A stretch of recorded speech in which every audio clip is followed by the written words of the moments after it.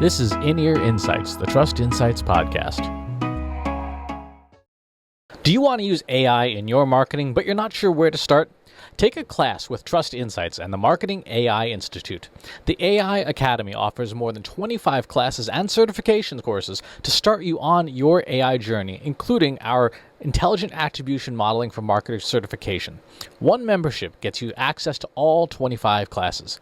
Visit trustinsights.ai/AI Academy to learn more and enroll today. That's trustinsights.ai/AI Academy to enroll today. Are you struggling to reach the right audiences? Trust Insights offers sponsorships in our newsletters, podcasts, and media properties to help your brand be seen and heard by the right people. Our media properties reach almost 100,000 people every week, from the In-Ear Insights podcast to the Almost Timely and In the Headlights newsletters. Reach out to us today at trustinsights.ai/contact to learn more. Again, that's trustinsights.ai/contact.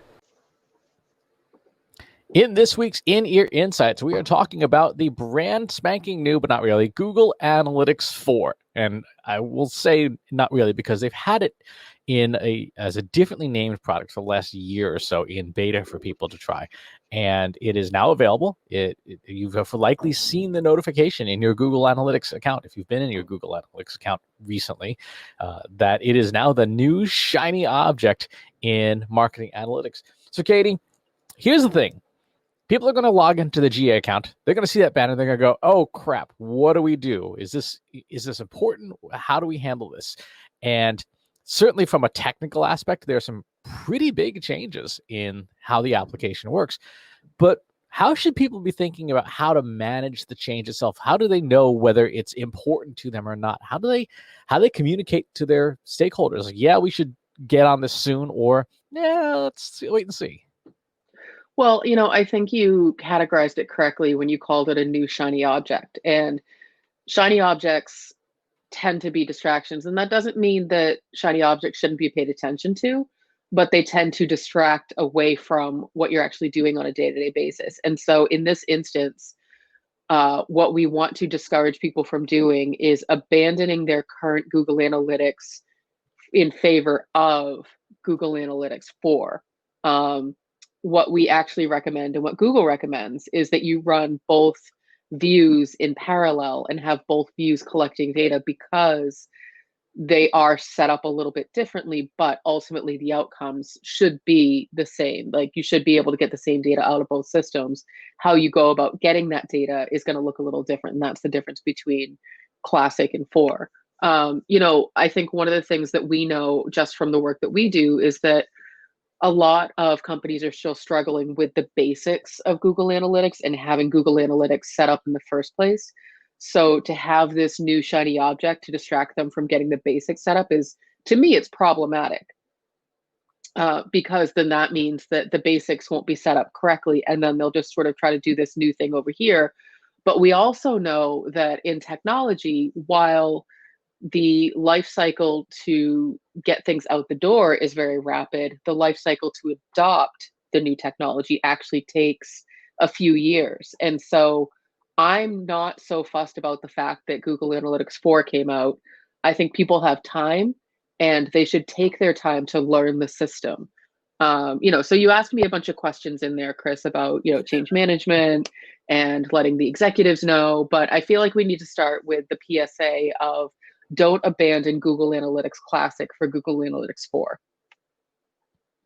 Yeah, I think that's right, because version 4 is a very different creature.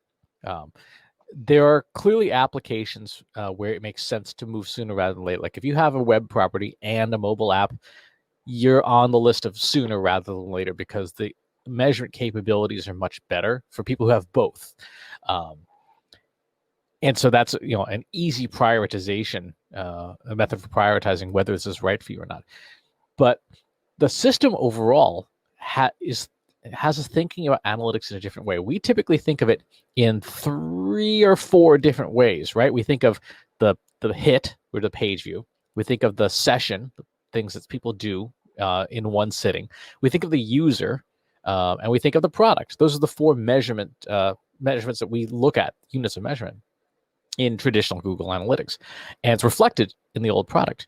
In the new version, all of that is gone. All of that is gone to the point where now it's events only. So it's something happening is what is considered the sole unit of tracking, and that's a very different way of thinking because instead, the closest analogy I can come up with is instead of like courses of a meal, you have appetizer, you have entree, you have dessert, you have drinks and things, and we would measure those things differently and value them differently.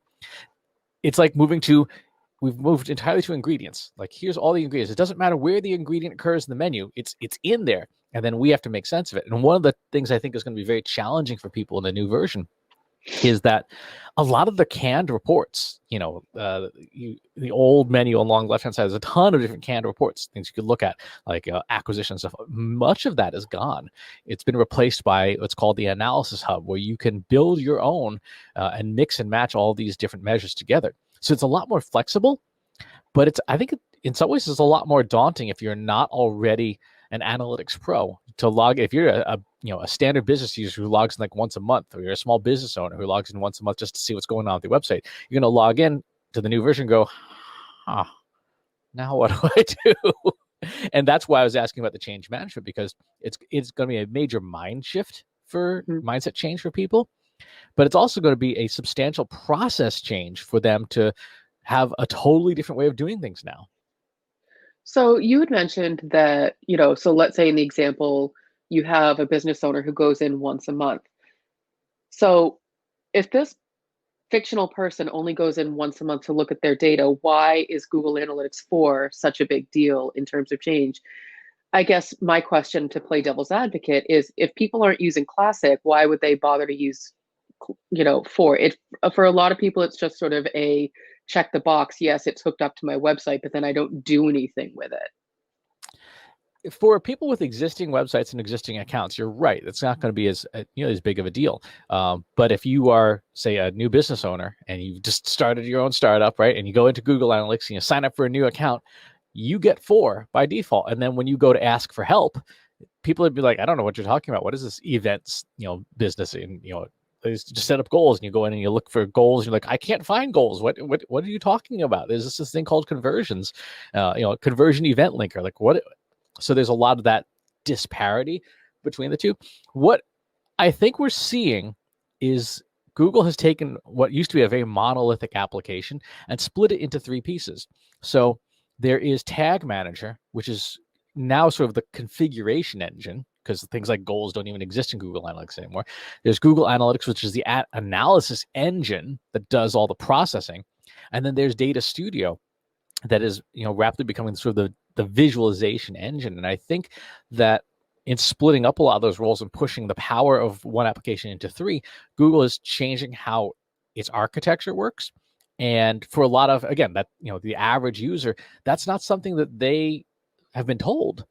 That's not something that they know to think about the system that way. And so it's on, people like us, companies like ours, to advise people like that small business owner who logs in once a month, hey, Google Analytics probably isn't the right place for you to be hanging out, right? You should be probably hanging out in Google Data Studio instead, because you can get the data there, but then make the reports that are canned and tuned for your business, for what you need them to be. And that's where, for any of our clients, I'd say that's where we would like them to go eventually, is to say like, yeah, you do your stuff in Data Studio. We'll manage the analysis engine. We'll manage the configuration so that you don't have to, because frankly, for most people, it's not the best use of their time. So while we don't recommend it, you can technically run the current classic Google Analytics without Tag Manager. Again, we do not recommend that you take that route.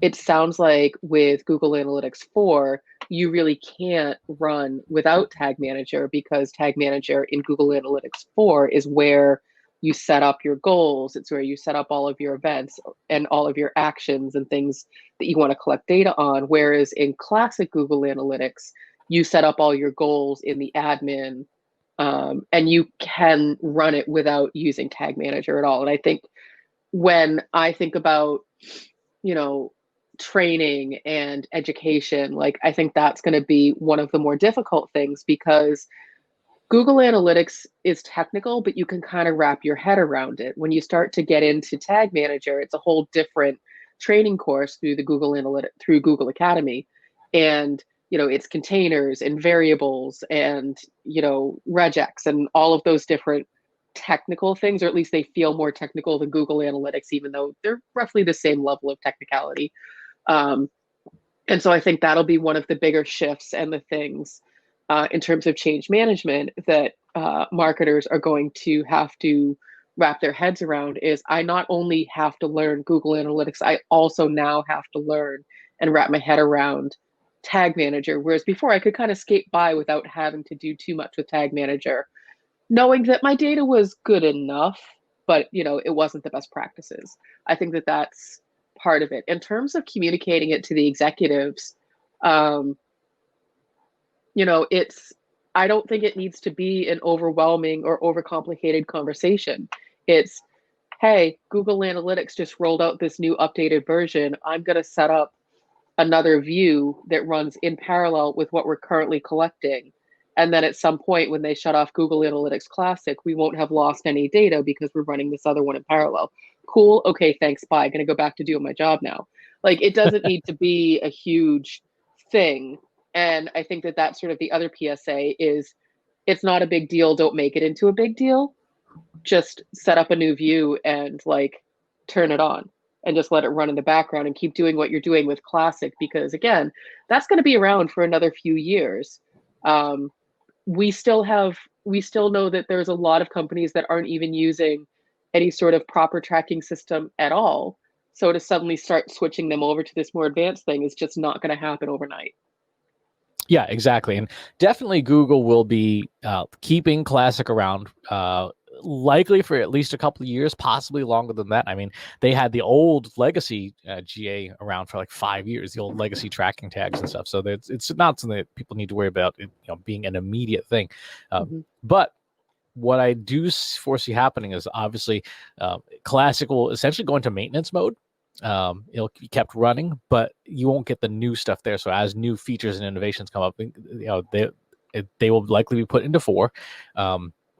And if there are things that would be of clear benefit to your company, you may have to make that move when those features are announced. Like you may, for example, want better cross-device tracking. If you suddenly find out that 60% of your audience is on mobile devices, well, now you got to go that route. Or your company comes up with a mobile app, like, yeah, we're releasing our mobile app. Like, great, now you are sort of having that change pushed on you a little bit faster.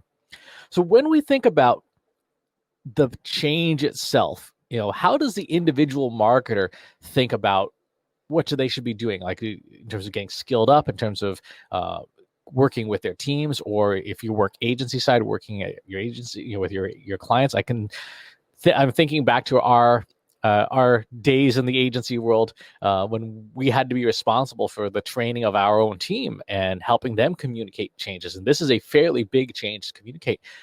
How do people do that gracefully? Because obviously when I ran the team, I did it poorly. Well, I was going to say, you're calling it a fairly big change, and this big change, and you're going against what I just said, which was don't overcomplicate it, don't overthink it. So that's number one is, stop overwhelming people with this notion that it's this big, huge change that they have to do right now. Oh my God. I think that, it was funny. I think that we were saying last week that I felt like it's kind of like Y2K, like everyone's getting all hyped up. Y2K, oh my God, I have to get prepared. And then you wake up on January 1st and literally nothing's changed.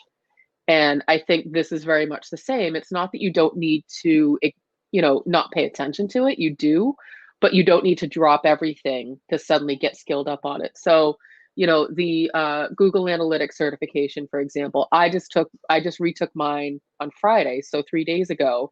And this is post GA4 being announced. And the Google Analytics certification is still all based around classic Google Analytics. They have separate trainings for GA4, but if you're thinking about education and if you're thinking about training and certifications, classic Google Analytics is still very valid and still very important to get skilled up on. And actually having that foundational knowledge of how the current system works is going to help you then transition into GA4 eventually, not overnight, but eventually. And I think that as you think about, like, if you're working on education with your team, then I think maybe over the next few months introducing GA4.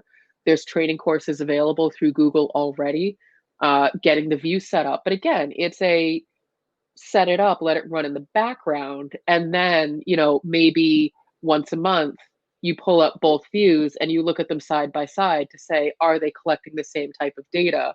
Did I set it up correctly? And then eventually you start to do more closer comparisons, like week over week, day by day, to see, am I getting the right thing? And so you don't just forget the old one and switch to the new one. You have to do that side by side and keep them running side by side for a while. Like, and when I say a while, I mean, at least like a good year or so, to say, I'm confident that this other system is set up correctly to collect the data the same way that the first one was.